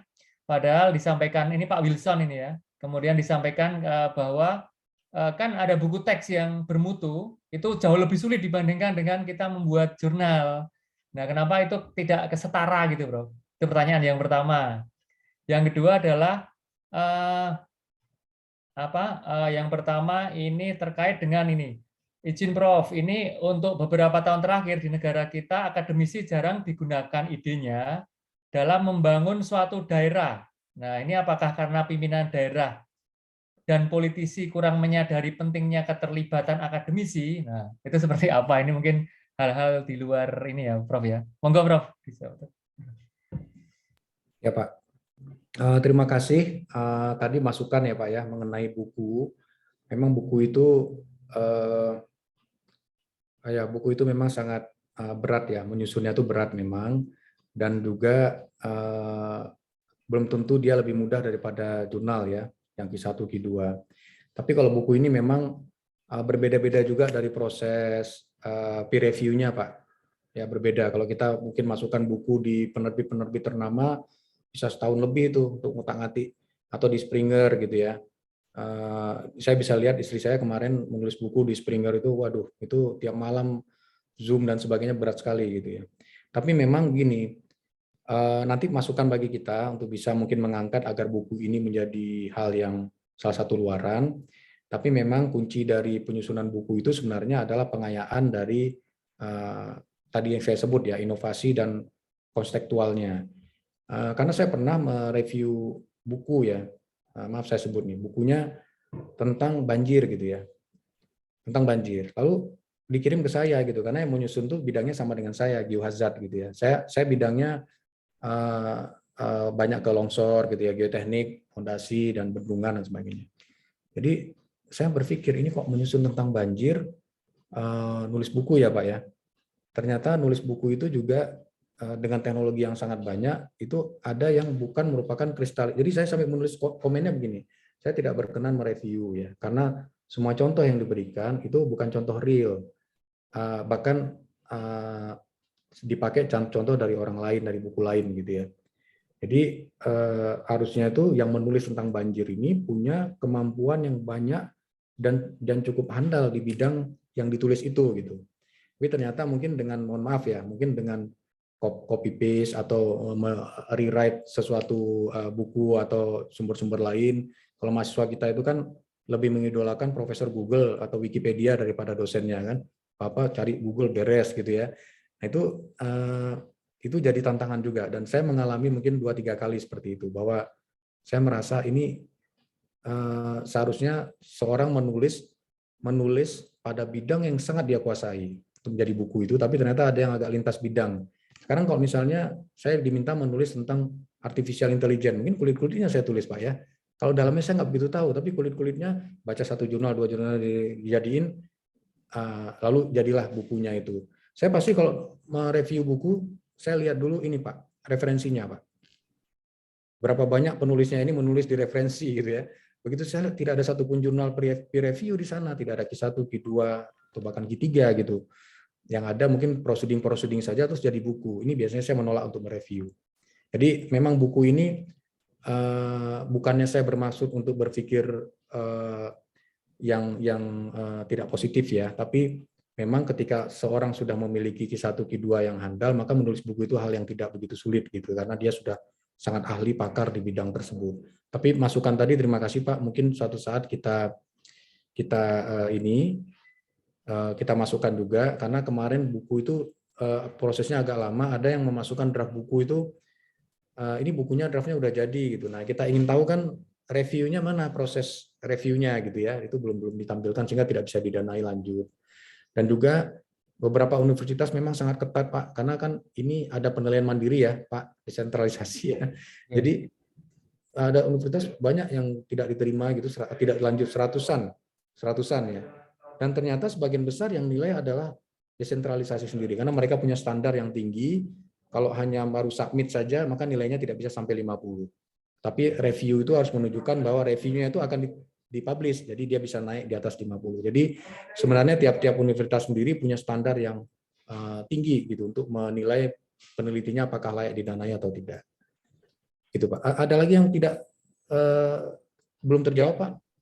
Yang tadi Prof, yang terkait dengan kwitansi tadi Prof, dan tadi terkait dengan kwitansi dan tadi keterlibatan researcher dalam pemerintahan daerah demikian. Ya, kalau kwitansi ini memang sulit ya. Kebetulan kalau di departemen saya itu ada kebijakan, ada misalnya kalau publikasi gitu ya. Kalau di Q1 misalnya sekian puluh juta gitu ya, di Q2 sekian puluh juta, itu clear, itu nggak perlu kwitansi itu. Yang penting agar asal dia publish jelas ada buktinya sudah bisa dibayarkan. Karena masalahnya begini, tidak hanya di kementerian ini ya permasalahannya, karena kita memakai dana BOPTN penelitian. Nah, BOPTN penelitian itu ada pemeriksaannya gitu ya. Sebenarnya kan BPTN pendidikan nggak boleh untuk HR ya Bapak Ibu ya. Perjalanan ke luar negeri kan tidak boleh BPTN. Tapi untuk ke DRK itu agak sedikit adjustment gitu ya. Jadi untuk beli alat, kemudian untuk honorarium pada batasan tertentu di KDRK bisa, tapi di CF belum bisa. Nah ini harus ada permen yang harus kita ubah juga terkait dengan penggunaan BPTN. Dan memang Pak, kalau misalnya nanti Irjen atau BPK turun, itu dia akan cek kwitansinya. Sehingga tulisannya seringnya gini ya, silakan kwitansi disimpan peneliti masing-masing. Itu udah membuat stres ya. Ya, saya juga kalau penelitian internasional, kalau yang loan saya nggak mau ya, maunya hibah gitu. Terus kalau ada nasional ya sudah, kalau bisa lamsam saja gitu ya. Nah, hasilnya apa, luarannya ini. Tapi kalau dia kontraknya bukan dalam lamsam base ya tetap harus perlu kwitansi memang. Ya, jadi bahkan kita sudah riset kebetulan dengan kementerian lembaga, sistem peringatan dininya sudah dipasang di 4 daerah, sudah dicek bagus, semua oke, bagus. Tapi nanti ditanya, ini nggak benar kwitansi ini nggak benar, 1/5 dana harus kita kembalikan gitu ya. Itu that's happen. Padahal semua sudah tercapai luarannya, tapi dari segi administrasinya ada yang kurang-kurang di sana sini ya sudah. Nah, jadi misalnya kita membayar asisten terlalu mahal gitu ya, di atas SPU, biasa kontrolnya di situ, akuntansinya oke, tapi ini terlalu tinggi di atas SPU, dikembalikan. Jadi mohon maaf Pak, kalau yang satu itu nanti mungkin saya akan diskusi dengan Bu Sesjen ya, Sesditjen, Bu Prof Cici dari UNER, beliau nanti bagaimana mensiasatinya, karena satu kalimat itu kwitansi harap disimpan para peneliti, udah membuat kita, waduh, ya agak berat gitu ya. Ya. Oke ya, 2 pertanyaan terakhir mungkin ya. Apa yang tadi Ya. ini apa pemerintah daerah tadi ya, pengembangan daerah itu betul Pak, memang salah satu upaya kita membuka keran ini adalah supaya kita itu mendapat kepercayaan. Untuk mendapat kepercayaan kan kita harus tangguh ya Bapak Ibu ya, harus teruji gitu ya. Dan teruji itu pelan-pelan dari KDRK dulu, dari riset, berkolaborasi dengan KDRK. Setelah kita biasa berkolaborasi sehingga akan berkembang dan kita semakin dekat dengan permasalahan di lapangan sehingga bisa dilibatkan untuk kegiatan pembangunan daerah. Biasanya Pak, kalau kita tadi saya sebut ya, saya pasang misalnya sistem peringatan dini multi bencana di 122 kabupaten kota, 33 provinsi. Setiap kita ke lapangan Pak, pasti di Bengkulu nih. Universitas Bengkulu itu kita ajak Pak. Timnya harus kita masukkan tuh, ada dosen, kemudian ada mahasiswa-mahasiswanya. Jadi karena tidak mungkin UGM bertanggung jawab semuanya gitu Pak. Nanti apalagi ketika kita menjaga kegiatan di masyarakat ini, besok kita ada kegiatan juga, ada penugasan Pak ya, penugasan di bencana di Jayapura itu Universitas Cendrawasih juga terlibat ya, dan mereka juga jadi harus juga terdaftar di Siliputapmas, jadi mereka ikut dan mereka senang sekali karena belum pernah diajak begini gitu ya. Nah ini oleh ini karena kita dorong Universitas PTNBH ini tolong ajak universitas lokal. Nanti ada dengan tsunami di Bengkulu, ajak Universitas Bengkulu. Ini kita encourage di sana dan harapannya nanti Pemda begitu maju itu ada Universitas PTNBH yang lebih dikenal dengan universitas lokal. Ke depan setelah ini sudah punya pengalaman kan dilepas Pak ya, universitas lokalnya bisa bergerak. Ya, terima kasih Prof. Berikutnya ada 2 pertanyaan terakhir. Yang pertama, ini Prof, kami ini banyak peserta dosen muda Prof.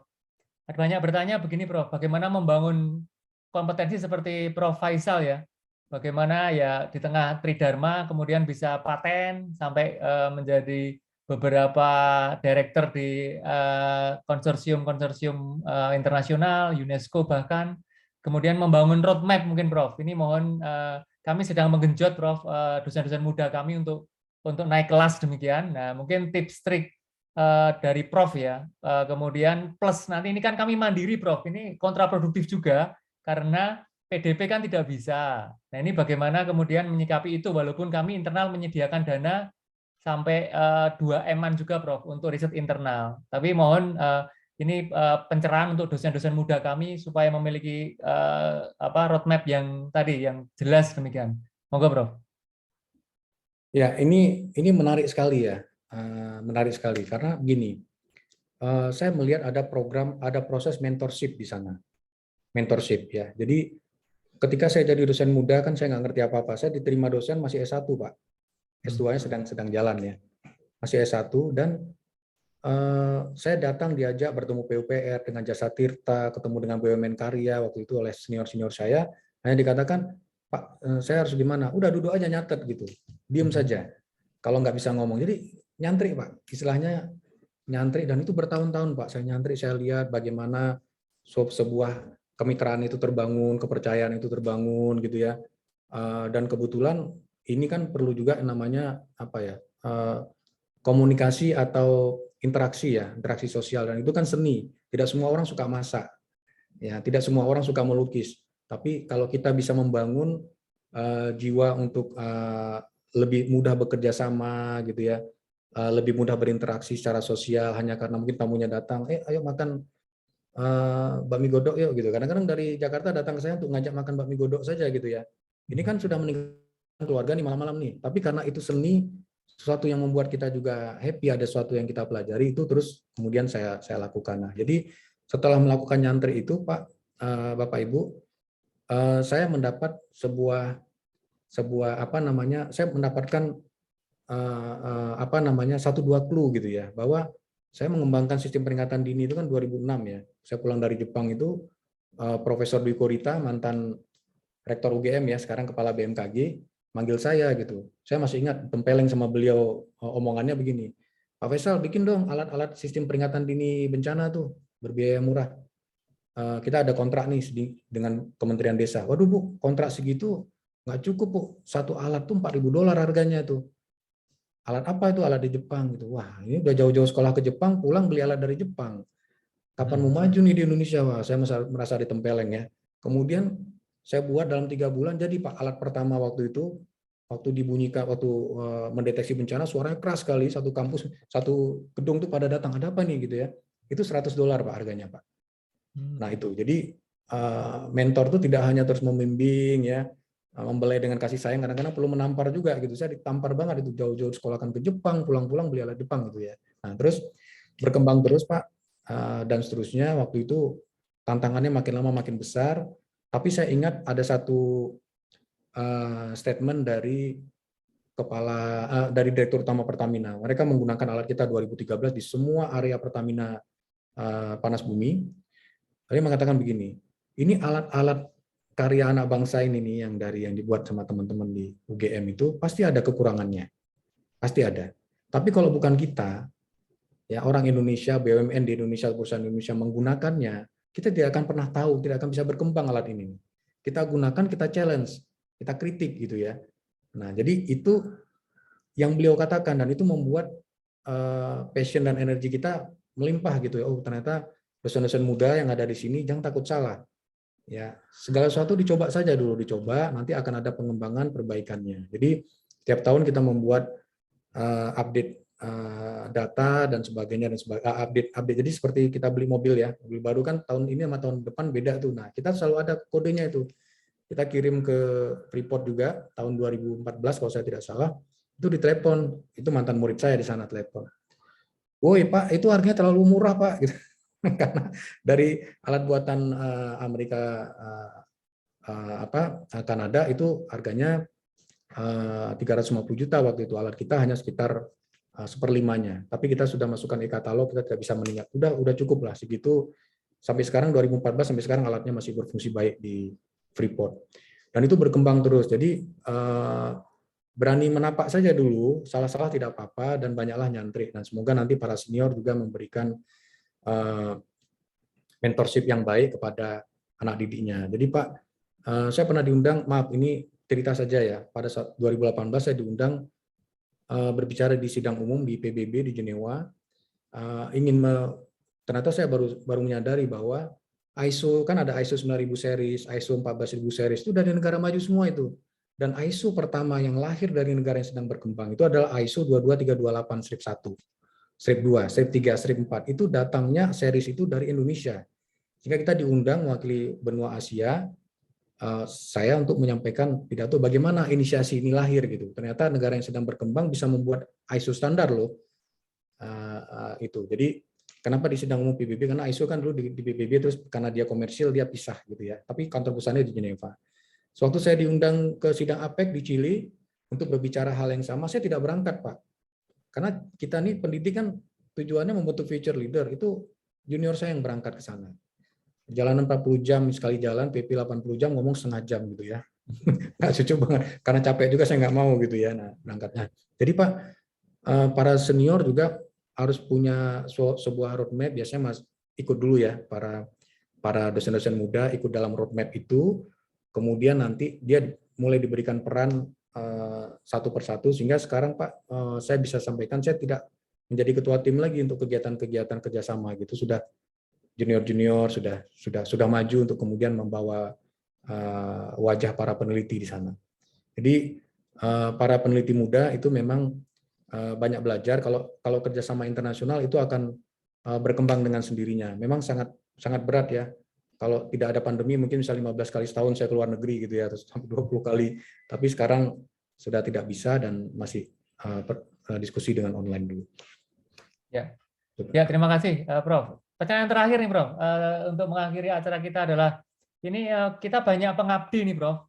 Ini yang Bu Sri ya, ini ya bironya ya. Nah, tapi pengabdi sepertinya masih dari alokasi anggaran juga itu masih apa, Prof? Anak tiri atau anak kandung kita nggak tahu ya.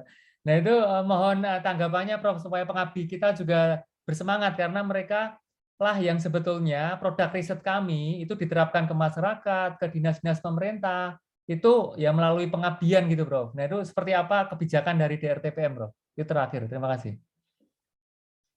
Ya, terima kasih Pak. Ini pertanyaan pamungkas tapi yang selalu saya terima di setiap sosialisasi ya. Luar biasa berat ini. Karena dari dana 50-an M, tadinya 100-an M ya, pengabdian turun, sekarang tinggal 16 M. Sebenarnya juga tidak ada dana Pak, sebenarnya ya. Waktu saya pertama kali megang, waduh, dananya kok tidak ada. Sehingga tulisannya Pak, kalau Bapak lihat di mata anggaran kami, tulisannya begini, hasil penelitian yang dimanfaatkan di masyarakat. Karena dia BOPTN penelitian Pak, kalau tidak ada kata-kata penelitian, temuan nanti ini Pak. Tidak bisa kita sebut dana pengabdian pada masyarakat. Nah, ini BOPTN-nya penelitian, sehingga tulisannya hasil penelitian yang dimanfaatkan untuk masyarakat.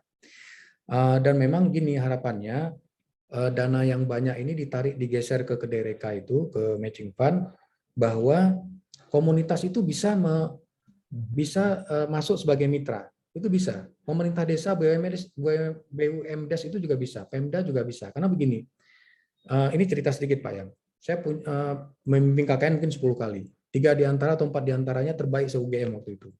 Jadi kita menggalang dana, kan mahasiswa menggalang dana ya, sudah dapat dana. Lalu waktu dilaksanakan, mahasiswa bilang, Pak, dananya sisa Pak, sisa 80 juta. Kami membuat MCK, rencananya 4, jadinya 10.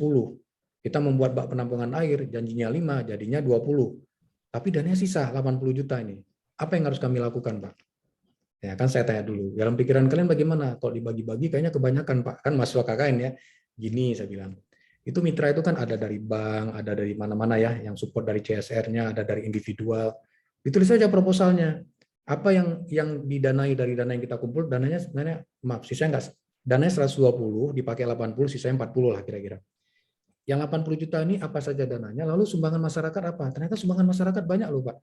Tenaga kerjanya, kan bangun bak penampungannya ada tenaga kerjanya. Batunya dari Pak Haji ini, ada yang nyumbang semen, gulai teh, ya makan siang, segala macam itu ngasih lahan. Ternyata waktu dibandingkan Pak, 80 juta dana dari donor ini, masyarakat lebih banyak dari itu Pak. Nah ini yang disebut sebenarnya kegiatan pengabdian masyarakat itu selalu ada matchingnya sebenarnya di masyarakat sana tuh pasti ada sumbangannya. Jadi kami mau membuat laporan, ini sudah mahasiswa saya ajari bikin nih laporan pemanfaatannya sisanya dana 40, Bapak menyumbang sekian persen, jadi dananya kami kembalikan. Jadi tulisannya pengembalian dana. Kita buat surat, Pak. Dan yang terjadi, Pak, para donor itu terkejut, Pak. Dananya kok malah dikembalikan, progres pekerjaannya banyak. Lalu malah mengundang teman-temannya, nih lihat nih, mahasiswa KKN nih. Mengerjakan tuh malah dana dikembalikan. Nah, nantinya dananya malah ditambah lagi, sehingga KKN-nya berkembang dari 1 menjadi 5 di 5 tempat. Gitu. Itu yang membuat KKN di salah satu KKN terbaik waktu itu di kaki Gunung Merbabu dan Merapi waktu itu di daerah Boyolali. Jadi ini contoh bahwa ketika KKN mahasiswa saja itu bisa menggalang dana masyarakat demikian besar sebenarnya karena masyarakat kerja itu kan dihitung Pak, itu in kind namanya ya. Masyarakat 10 tukang bekerja, ngangkat batu segala macam, dihitung aja per hari berapa mereka. Gula tehnya berapa, makannya kan disiapkan oleh warga. Nah, jadi diharapkan nanti pas pengabdian pada masyarakat itu ada surat, kemudian ingat ada juga banyak matching fund yang in kind Pak, bukan in cash Pak. Tapi diuraikan gitu. Nanti pada saat paparan, kalau di bawah 1 miliar nggak mungkin paparan Bu ya, cuma dilihat aja ya Bu Ina ya. Tapi kalau di atas 1 miliar memang dicek satu persatu. Demikian Bapak Ibu, mohon maaf ini jadi ceritanya agak campur sedikit ya antara saya di Kemenristek dan juga mungkin pengalaman di UGM ya. Semoga mohon maaf kalau ada yang kurang-kurang. Ya, terima kasih sekali Prof. Faisal. Secara umum sangat menginspirasi, sangat memberikan kami pencerahan. Saya mohon izin untuk menyimpulkan apa yang telah Prof. Faisal sampaikan dan kita diskusikan. Yang pertama bahwa dari arahan Prof. Faisal, kami UKSW akan membuat profiling begitu Prof, untuk bidang unggulan kami, bidang unggulan pusat studi, bidang kajian-kajian kami, sehingga profiling nanti akan kami bersurat resmi ke DRTPM supaya mendapatkan rekognisi ya Prof, terkait dengan apa yang sudah menjadi unggulan kami demikian. Yang pertama. Yang kedua, hibah matching fund. Ini mari Bapak Ibu sangat terbuka lebar untuk hibah matching fund ini yang dananya lebih dari 1 T ya, peluangnya cukup terbuka, akan ditindaklanjuti dengan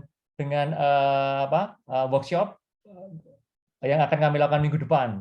Kemudian yang berikutnya tadi terkait dengan dosen muda, kita sebagai peneliti bahwa tadi Prof. Faisal sampaikan bahwa kita perlu konsisten pada bidang ilmu kita perlu konsisten menyelesaikan permasalahan. Tadi Prof. Faisal menarik sekali bahwa beliau sangat concern dengan disaster mitigation, kemudian terkait dengan tanah longsor, itu konsisten sehingga mendapatkan rekognisi yang luar biasa secara nasional ataupun internasional.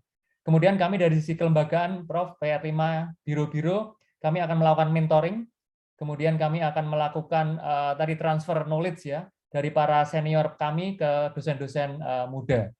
Saya kira itu yang bisa kami sampaikan. Sebelum ditutup, kami akan share screen, mohon ini sedikit dari BII ya, Biro Inovasi Inkubasi, terkait dengan program matching fund. Jadi kami akan mengadakan workshop ya, itu pada tanggal 11 Maret ya, Jumat juga, seminggu lagi.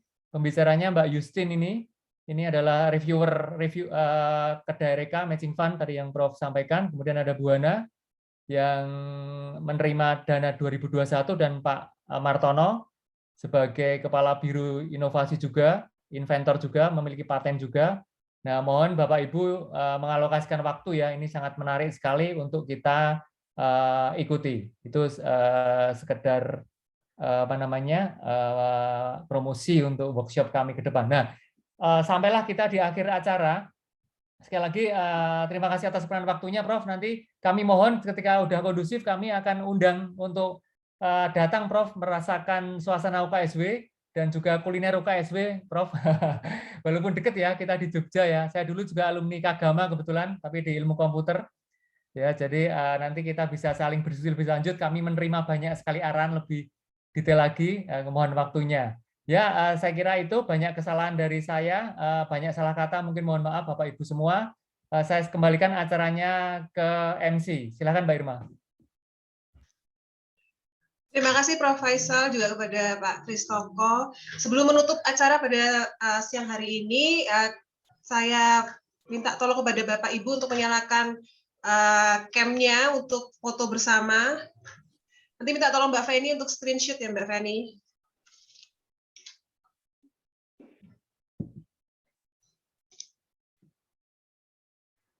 Saya Mbak Feni ya.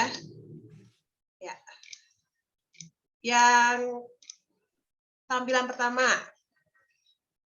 1, 2, 3. Yang kedua.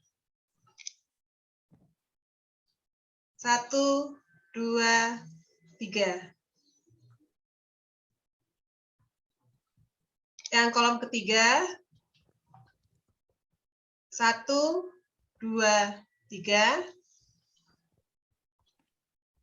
Dan yang terakhir, keempat. 1, 2, 3. Ya. Untuk menutup acara pada siang hari ini, saya akan tutup dalam doa secara iman Kristiani. Mari kita berdoa. Mengucap syukur atas pernyataan Tuhan sehingga webinar pada siang hari ini bisa berjalan dengan baik dan lancar. Segala pembahasan dan hasil webinar pada hari ini kiranya bisa bermanfaat bagi sivitas akademika dan masyarakat luas. Terima kasih Tuhan. Amin.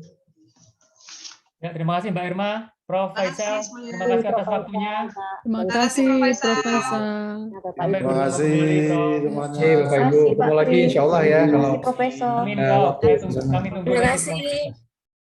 ya, mari. Terima kasih. Pamit ya. Terima kasih semua. Terima kasih, Prof. Pak Surya, terima kasih.